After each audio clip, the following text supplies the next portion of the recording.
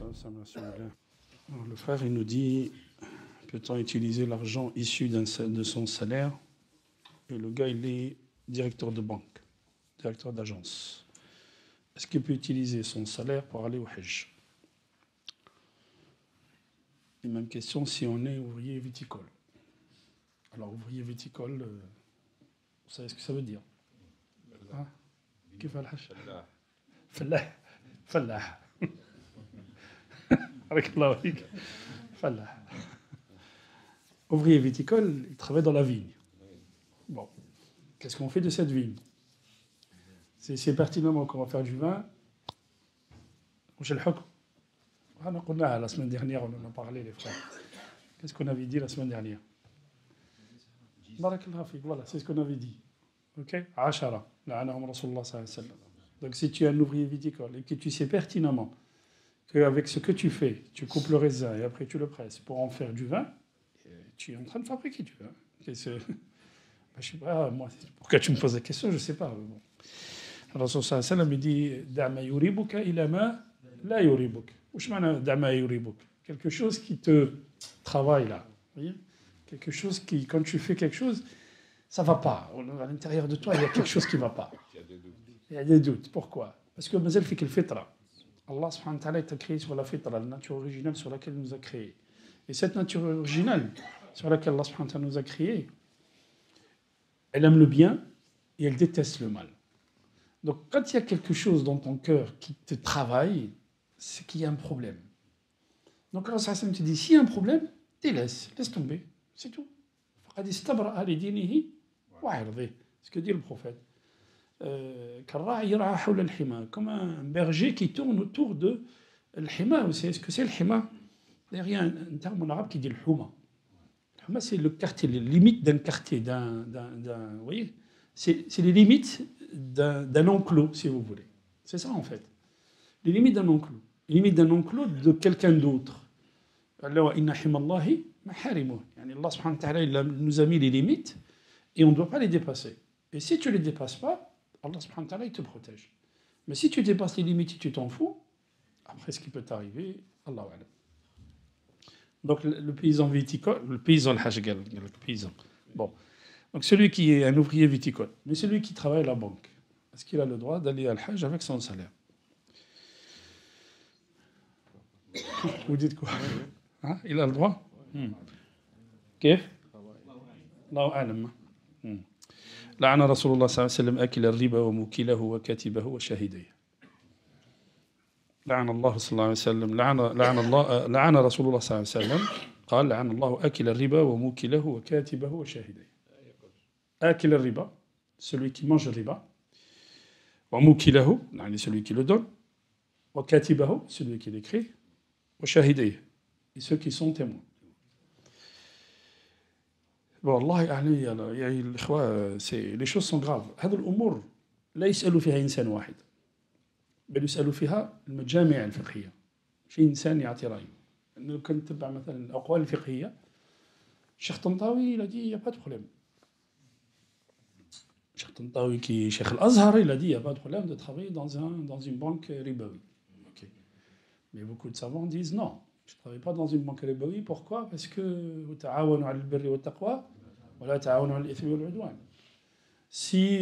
même si tu dis que tu travailles, tu ne fais pas le contrat de prêt ou de crédit avec intérêt qui permet de donner de l'argent à quelqu'un pour acheter une maison et qu'après 5 ou 6 ans que tu n'arriveras pas à payer parce qu'il est au chômage, on le vire de sa maison et on le met dans un coin, lui et ses enfants, et qu'on va reprendre la maison et qu'on la vend pour un bouchée de pain et que lui il reste endetté toute sa vie.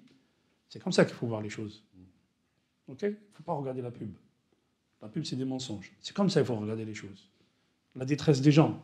Regardez le taux de suicide des gens. Pourquoi ils se suicident? Regardez les paysans ici en France. Pourquoi ils se suicident? Parce que surendettés ils sont. Et ils n'arrivent pas. Et la banque, elle s'en fout. Que tu as gagné ou pas. Tu as pris de l'argent à 5%, à 10%, tu payes. Est-ce que tu vas être témoin de ça? Alors, Allah subhanahu wa ta'ala, le seul crime, le seul péché où Allah subhanahu wa ta'ala dit فَأْذَنُوا بِحَرْبٍ مِّنَ اللَّهِ, où Allah il déclare la guerre. Vous savez ce que c'est? Le riba. Alors les questions, et là, je reçois des questions, les frères, ça c'est une des questions. Et je reçois des questions, avec mon mari, on paye 900 euros de loyer, on veut acheter parce que les passés en loyer en perte. Ça, c'est les arguments des banques. Hein. Parce que la banque, elle, de toute façon, quand elle te prête pour acheter un logement, et vous avez remarqué, la banque, elle te prête facilement pour acheter un logement. Vous savez pourquoi? Vous savez pourquoi? Comment? Barakallahu fik. Il y a un nantissement, ce qu'on appelle un nantissement dans le jargon bancaire. Il y a un gage. Le nantissement, c'est ça. C'est-à-dire que tu ne payes pas, salam alaikum, on reprend la maison. On la revoit et tu continues de payer. Hein. Ouais. Et vous savez, quand la banque, elle vous fait un crédit, et que dans la mensualité, vous payez, allez, disons, vous payez 1000 euros. Est-ce que vous savez, au début du crédit, combien vous payez d'intérêt, combien de capital? 600, 700 de capital? 600, 700 de crédit, et le reste, c'est le capital. Ouais. Il y a des banques où sur 1000 euros, tu payes 50 euros de capital et 950 euros d'intérêt au début. Et tu donnes 1000 euros, et au bout d'un an, 50 fois 12, ça fait combien? 5 fois 12, ça fait 6000. C'est ça? Non, 600. Au bout d'un an, tu as payé 600 euros du capital. Il faut qu'ils vous expliquent le détail de ce qu'ils vous vendent. Hein. Allah subhanahu wa ta'ala, le mahram al-riba, c'est pas pour rien. Hein. Si les gens sont dans une détresse, et ça, vous allez me dire, comment on fait alors? Comment on fait? Il faut qu'on bouge. Voilà.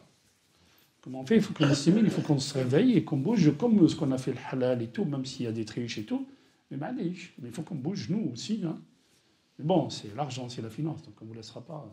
Mais il faut bouger, il faut qu'on trouve des alternatives. Il faut qu'on déjà on sort notre zakat, il faut qu'il n'y ait pas de pauvres parmi les musulmans. Vous voyez le festival qui est à la porte quand on sort de Jumu'ah. Ben ça ne devrait pas exister. C'est pas normal qu'il y ait des gens qui viennent tous les vendredis demander tous les vendredis. C'est pas normal. Alors soit ils sont vraiment pauvres, on doit s'en occuper. Soit c'est des professionnels, et on doit les arrêter. Soit ils sont vraiment pauvres, non, on a le zakat, on s'occupe d'eux comme il faut. On leur fait un dossier, on les suit, on met une assistante sociale à leur égard. Il faut qu'on les suive. Soit c'est des professionnels, mais là, non. Donc, Rasul sallallahu alayhi wa sallam, je vous ai dit, quand quelqu'un est venu demander, atini, au bout d'un moment, il a dit stop, tu arrêtes. Viens là, qu'est-ce que tu fais? Ya Rasulullah, je fais rien. Pourquoi tu ne travailles pas? Qu'est-ce que tu as à la maison? Ya Rasulullah, j'ai vraiment rien, j'ai un petit lit, quelques casseroles, va les chercher.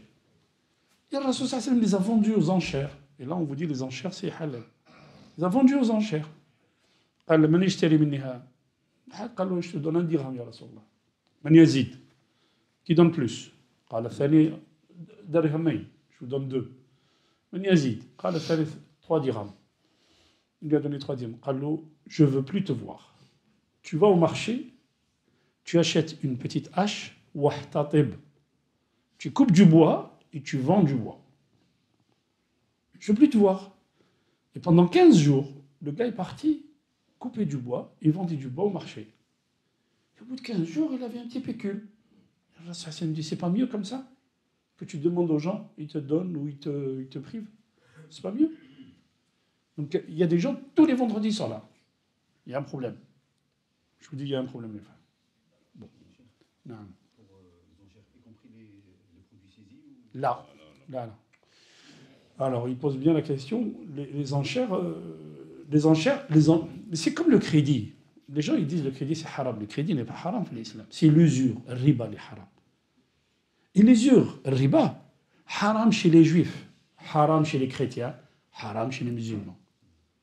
Tout le monde vous dira ça. Lisez les Écritures, toutes les Écritures. Le riba, l'usure, haram. Allah haramahu depuis la naissance de l'humanité. Le riba, haram. Gagner de l'argent avec de l'argent, c'est haram. Pour gagner de l'argent, il faut que tu produises, il faut que tu fasses quelque chose. Il y a un effort derrière. Mais je prête de l'argent, et moi je reste à la maison, je gagne juste parce que je t'ai prêté. C'est-à-dire, je profite de ta détresse. Riba haram. عند اليهود الربا حرام. عند المسيحيين الربا حرام. Haram partout. Okay? Et il y a les textes, si vous voulez, je vous les ramène, il n'y a aucun problème. Sauf qu'il y a certains qui l'appliquent juste entre eux. ليس علينا في الأميين سبيل. Pour les autres, il n'y a pas de problème. Mais entre eux, riba haram.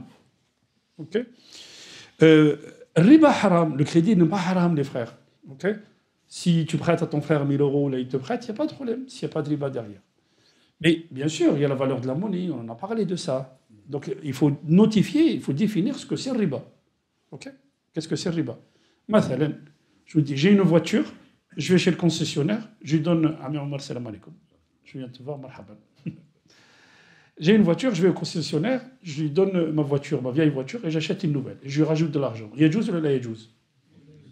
La yajouz? Qui manque la yajouz? La hada yajouz. Vous voyez? Par contre, si je fais ça avec l'or, la yajouz. Si je fais ça avec l'or, je vais chez le bijoutier, je lui donne des bijoux anciens, et je prends des bijoux nouveaux, et je lui rajoute de l'argent, non, la yajouz. Donc vous voyez, Omar ibn Khattab, il rentrait au marché, il disait aux gens, tu connais les règles de vente et d'achat et de vente? Non, elle sort, tu sors. Le problème, c'est qu'on tombe dans le haram, parce qu'on n'apprend pas. Avant de faire un métier, il faut apprendre ses règles. Il faut apprendre ses règles vis-à-vis de ce qu'on nous apprend à l'école, mais aussi vis-à-vis d'Allah, ce qu'Allah nous a appris.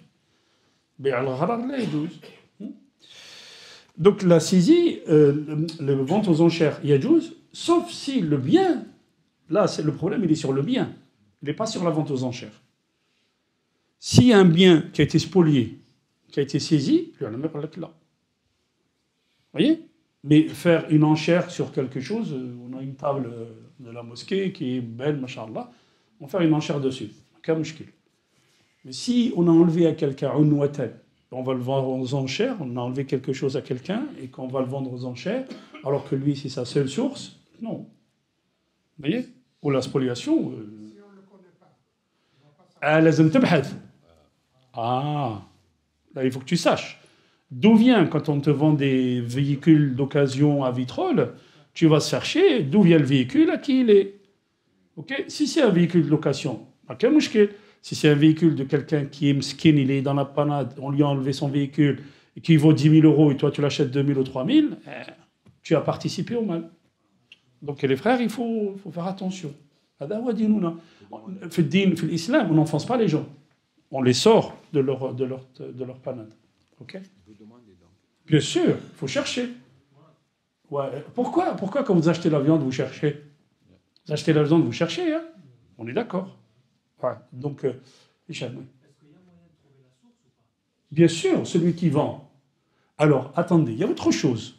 La vente en l'état, la yajouz, c'est l'islam. La vente en l'état, la yajouz. Je vous vends la caméra.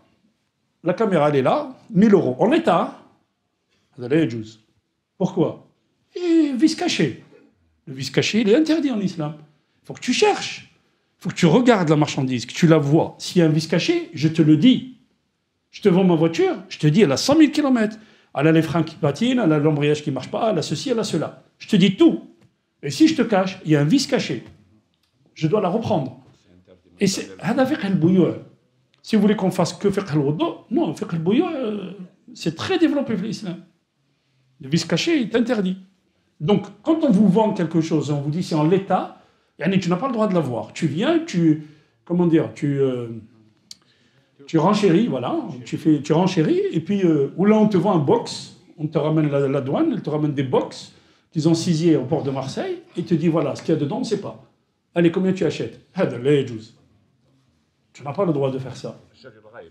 Bien sûr, tu ne peux pas acheter acheter quelque chose. Tu achètes bhira, comme on dit au bled.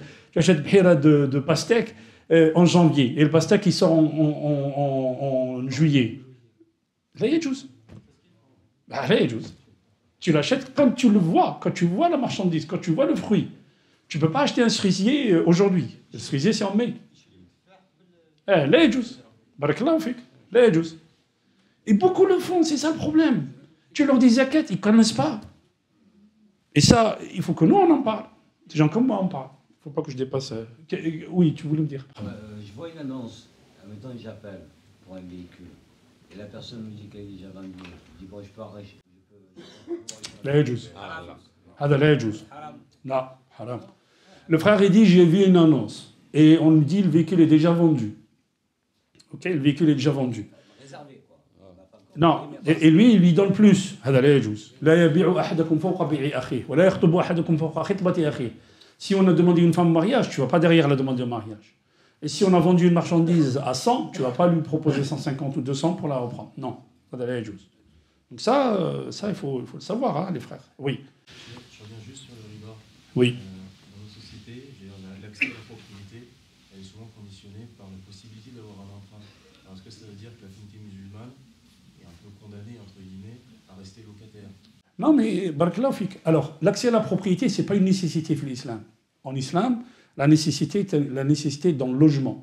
C'est-à-dire que l'État, dans un État, l'État doit nourrir et loger tous les habitants. On doit avoir accès au logement. Mais l'accès à la propriété, ce n'est pas une nécessité en islam. Être propriétaire, ce n'est pas une nécessité. Maintenant, ce que vous dites est vrai, l'accès... il y a ce qu'on appelle le crédit vendeur. On peut se mettre d'accord avec un vendeur et acheter une maison à crédit avec lui, sans passer par le crédit de la banque. Le problème dans l'accès à la propriété, c'est le crédit de la banque où il y a de l'intérêt. C'est-à-dire quand tu achètes une maison à 200, tu la payes 400 000. Hein. Voilà, c'est le double. Il faut savoir, hein, bien sûr. Donc, dire que l'accès à la propriété est conditionné juste par le crédit, non, ça, c'est pas vrai, parce qu'il y a d'autres méthodes où on peut le faire. Sauf qu'on met le truc dessus. Je donne un autre exemple.